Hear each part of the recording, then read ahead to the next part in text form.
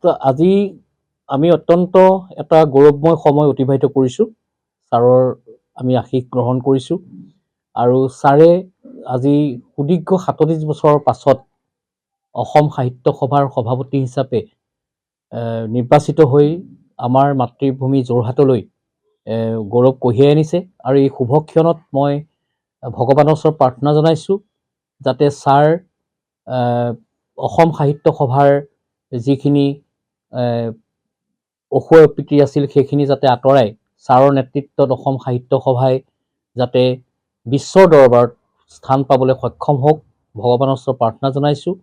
আৰু আমি আগতেও কৈছোঁ যে আমাৰ NGO পৰিৱৰ্তন বিভিন্ন ক্ষেত্ৰখনত আমি যথেষ্টখিনি কাম কৰিবলৈ চেষ্টা কৰি আছোঁ আৰু শিক্ষাৰ ক্ষেত্ৰতেই হওক বা ক্ৰীড়া ক্ষেত্ৰতেই হওক স্বাস্থ্য ক্ষেত্ৰতেই হওক আমি সকলো সময়তে ৰাইজৰ মাজত থাকিবলৈ আমি চেষ্টা কৰিছোঁ আৰু আমাৰ যেতিয়া আমি আমাৰ ছাৰ যেতিয়া আমাৰ সভাপতি হিচাপে নিৰ্বাচিত হৈছিল তেতিয়াই আমি সিদ্ধান্ত লৈছিলোঁ। সেই সময়ত মই গুৱাহাটীত আছিলোঁ আৰু মোৰ সদস্যসকলক মই জনাইছিলোঁ যে আমাৰ কাৰণে অত্যন্ত এটা গৌৰৱৰ বিষয়, গৌৰৱৰ সময়, গতিকে আমি ছাৰক যোৰহাটত আমি আমাৰ NGOৰ ফালৰ পৰা তেখেতক আমি শুভেচ্ছা জ্ঞাপন কৰিব লাগিব আৰু ছাৰৰ পৰা আগতীয়াকৈ সময় লৈছিলোঁ আৰু সেই সময় অনুসৰি আজি আমি আহি উপস্থিত হৈছোঁ আৰু আমি আজি খুব প্ৰত্যেকগৰাকী সদস্যই আমি খুব আনন্দিত যে ছাৰক আমি শুভেচ্ছা জনাবলৈ পাই, কাৰণ ছাৰৰ নেতৃত্বত আমি ছাৰৰ সকলোখিনি ছাৰ যেতিয়া অসম সাহিত্য সভাৰ প্ৰধান সম্পাদক হিচাপে 2টা কাৰ্যকালৰ কাৰণে আছিল তেতিয়াও আমি দেখিছোঁ ছাৰৰ নেতৃত্বত অসম সাহিত্য সভাই এক গতি লাভ কৰিছিলে আৰু ছাৰ আমাৰ কাৰণে খুব এজন পথ প্ৰদৰ্শক, কাৰণ ছাৰৰ যি সমাজত যি তেখেতৰ মানে বৰঙণি আছে সেই বৰঙণি আমি কেতিয়াও পাহৰিব নোৱাৰিম আৰু গতিকে ছাৰ আজি সভাপতি হৈছে আৰু সেইটোতো আমি আৰু বেলেগ ধৰণে ক'ব নালাগে। আমি অত্যন্ত সুখী অনুভৱ কৰিছোঁ আৰু অসম সাহিত্য সভাই এইবাৰ এক নতুন পথেৰে গতি কৰিব সেইটো আমি নিশ্চিত আৰু এই শুভক্ষণত ছাৰৰ সুস্বাস্থ্য আমি কামনা কৰিছোঁ। ছাৰ সদায় ভালে থাকক আৰু আমিও NGO পৰিৱৰ্তন তৰফৰ পৰা আমি সকলো সময়তে ছাৰৰ লগত আমি আছোঁ বুলি প্ৰতিশ্ৰুতি প্ৰদান কৰিছোঁ আৰু এই শুভক্ষণত মই আজি এইখিনিকে ক'ব বিচাৰিছোঁ।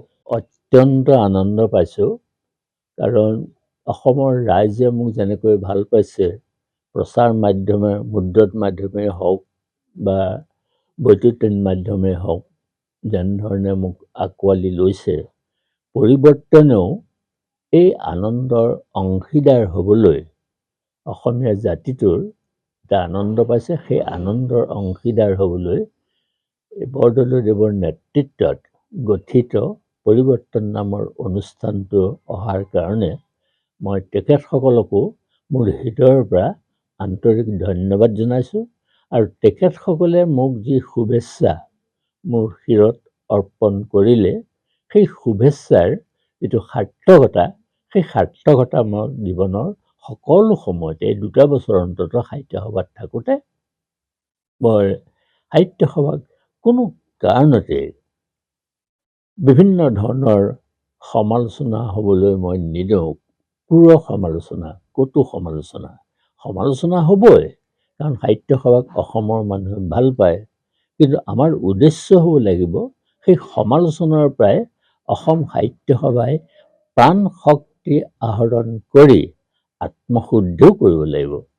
মোৰ লক্ষ্যটো সেইটোৱে। ৰঙাপাৰাবাসীৰ বাবে সুখবৰ। আপুনি যদি দুচকীয়া বাহন ল'ব বিচাৰিছে তেন্তে এতিয়াৰে পৰা আৰু চিন্তাৰ কোনো প্ৰয়োজন নাই।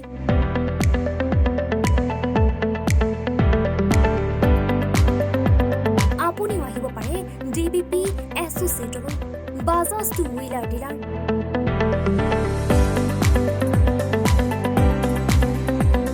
আমাৰ ঠিকনা ৱাৰ্ড নং 8 ঠাকুৰবাৰী ৰোড, ডাকঘৰ, ৰঙাপাৰা, জিলা শোণিতপুৰ। আমাৰ যোগাযোগৰ নম্বৰ 9435707133 9707967285285।